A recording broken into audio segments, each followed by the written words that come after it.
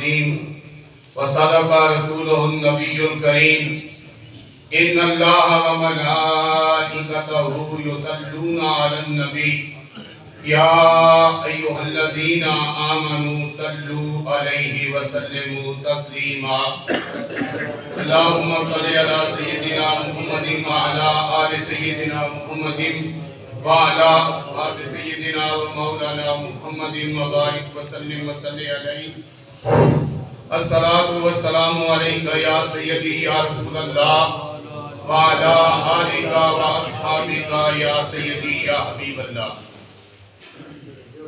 تمام حمد و ثنا اللہ جل جلالہ و عم نوالہ و اتم برہانہ و اعظم شانہ کے لیے ہے، جو پوری کائنات کا خالق، مالک اور رازق ہے، اور جس کے قبضہ قدرت میں کائنات کی جان ہے، جس کے حکم کے بغیر ایک پتا بھی حرکت نہیں کر سکتا، اور جو وحدہ لا شریک ہو کر ہر ایک چیز پر قادر ہے۔ لاکھوں کروڑوں اربوں کھربوں لا تعداد درود و سلام حضور اکرم نور مجسم رحمت عالم شفیع معظم ہادی دو جہاں سید انس و جاں سیاح لامقام محبوب کبریا احمد مجتبی سیدنا و مولانا حضرت محمد مصطفیٰ صلی اللہ تعالی علیہ وآلہ وسلم کی ذات اقدس پر، جن کے طفیل رب العالمین نے پوری کائنات کو تخلیق فرمایا اور اپنی ربوبیت کا اظہار فرمایا۔ بندہ پروردگارم امت احمد نبی دوست دارم چار یارم تابع اولاد علی مذہب حنفیہ دارم ملت حضرت خلیل خاک پائے غوث اعظم زیر سایہ ہر ولی۔ صدیق عکس حسن کمال محمد است فاروق ذل جاہو جلال محمد است عثمان دیائے شمائے جمال محمد است حیدر بہار باغے خصال محمد است اسلام اطاعت خلفاء راشدین ایمان و محبت آل محمد است۔ میرے انتہائی معزز و محترم علماء کرام، نعت خوانان، شیریں لسان، معزز و محترم حاضرین و سامعین، آج کی یہ پاکیزہ ایمانی نورانی روحانی محفل پاک جو ہے وہ جناب حاجی احمد خان مرحوم و مغفور کے ایصال ثواب کی محفل ہے۔ میری دعا ہے کہ اللہ تبارک و تعالی ان کی آخرت کی تمام منزلیں آسان فرمائے اور ان کو کروٹ کروٹ جنت الفردوس میں جگہ عطا فرمائے، اور اللہ تبارک و تعالی ان کی زندگی کے صغائر اور کبائر معاف فرمائے۔ جناب محترم افضل صاحب کا بھی یہ ختم پاک ہے، کہہ رہے ہیں کہ یہ دو ختم پاک ہیں، ساتھ جو دوسرے ہیں انہوں نے بھائی جان نے نام لیا ہے، محترم افضل صاحب جو ہیں ان کا بھی یہ سال ثواب ہے، حاجی احمد خان صاحب بھی اور جناب محمد افضل صاحب جو ہیں ان کا بھی اللہ تبارک و تعالیٰ دونوں کو جنت الفردوس میں اعلیٰ مقام دا۔ اللہ تعالیٰ ان کے لواحقین کو صبر جمیل پر اجر عظیم عطا فرمائے۔ حضور نبی کریم رؤوف رحیم علیہ السلام نے ارشاد فرمایا، قال النبی صلی اللہ علیہ وسلم الموت تحفۃ المومن، کہ موت جو ہے وہ بندہ مومن کے لیے ایک تحفہ۔ بندہ مومن کے لیے موت کیا ہے؟ ایک تحفہ ہے۔ اور ایک مقام میں یہ فرمایا الموت جسر یوصل الحبیب الی الحبیب، کہ موت ایک پل ہے جو حبیب کو حبیب سے ملاتا ہے۔ اور موت کے متعلق بے شمار جو ہیں وہ ارشادات ہیں۔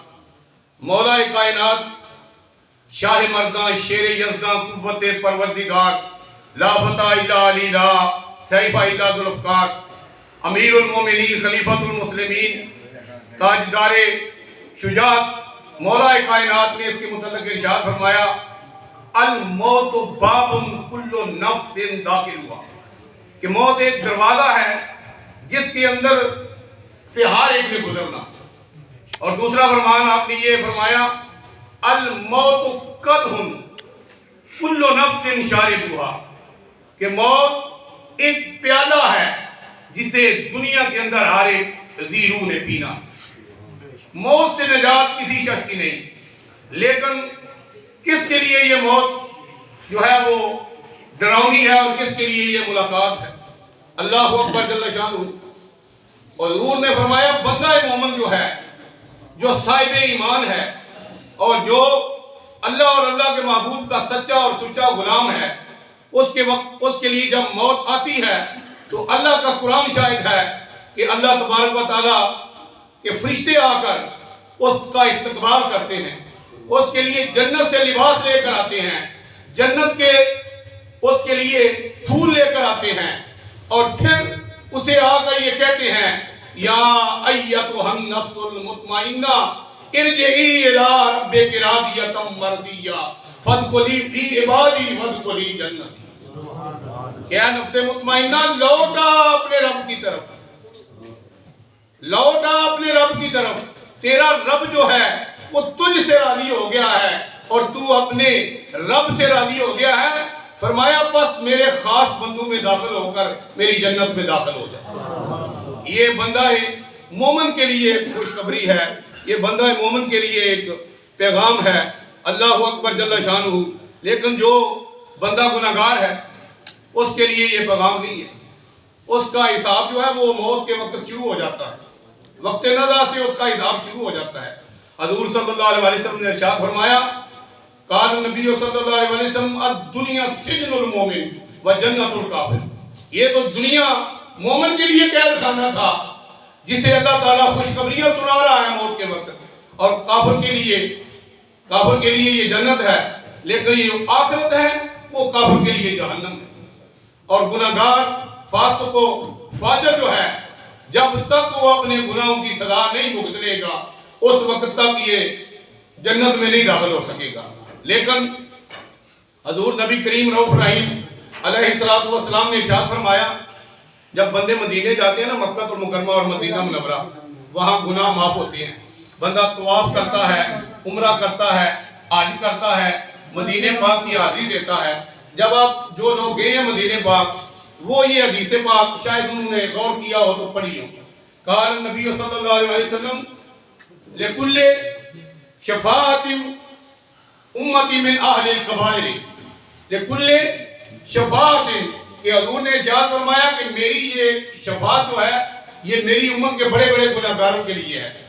اور جب بندہ اللہ تبارک و تعالیٰ کی ذات پر بھروسہ کرتا ہے تو اللہ تبارک و تعالیٰ اپنی رحمت کے دروازے کھول دیتا ہے.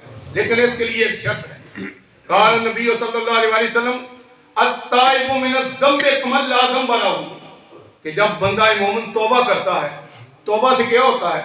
حضور نے ارشاد فرمایا کہ جب بندہ توبہ کرتا ہے تو اللہ تبارک و تعالیٰ اس کے صغیرہ کبیرہ چھوٹے بڑے اگلے پچھلے سارے گناہ معاف فرما دیتا ہے. اور بندہ ایسے ہو جاتا ہے جیسے کہ ماں کے پیٹ سے ابھی پیدا ہوا ہے.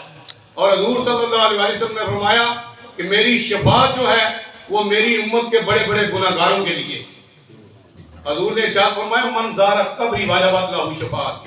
یہ بھی حدیث پاک ہے کہ جس نے میری قبر کی زیارت کی، جو میرے مدینے پاک کے اندر آ گیا، اس پر میری شفاعت واجب ہو جائے گی.